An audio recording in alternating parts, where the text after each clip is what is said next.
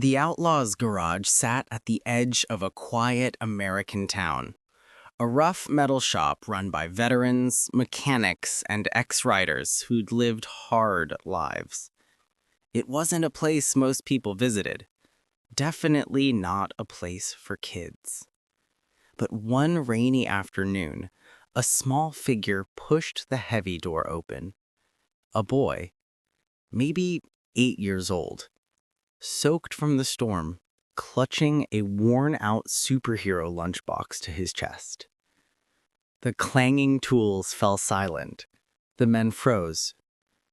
"Kid, you lost?" growled Axel, the group's leader, a broad man with a gray beard and arms the size of tree trunks. The boy swallowed hard. "My name is Noah, and I need your help." Axel knelt, his voice softening. "Tell me what's going on." Noah opened the lunchbox and pulled out a handful of crumpled bills, maybe $12 total. "It's all I have," he whispered. "My dad's in the hospital. He can't breathe without a machine, and they said we can't afford the treatment. I heard people say you fix things. So, can you fix my dad?" The garage went silent again, but this time for a different reason. They saw the worry in Noah's shaking hands. They saw bruises on his wrist he tried to hide, and they understood. "Where's your mom?" asked Raptor, the medic of the crew. Noah hesitated. "My uncle brought me here. He said people like you only help if there's money. Then he left." The boy's voice cracked. "He always leaves." Axel stood, jaw tight. "Raptor, Hawk, with me, now." The men marched outside into the rain. Noah's uncle wasn't waiting. His truck was gone. Just tire marks in the mud. Axel muttered, "Coward." Back inside, Noah stared at his tiny pile of bills. "It's all I have," he whispered again.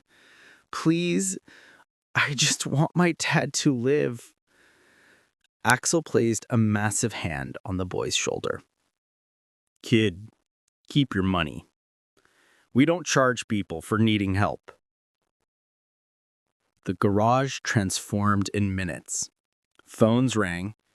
Veterans groups answered. Mechanics from 3 towns pitched in. A charity live stream started, and within hours, it went viral across the US and Australia.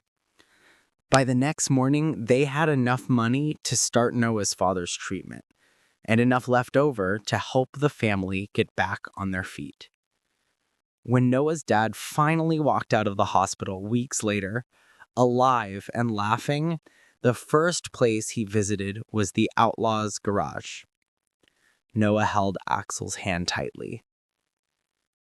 "How do I ever repay you?" his father asked.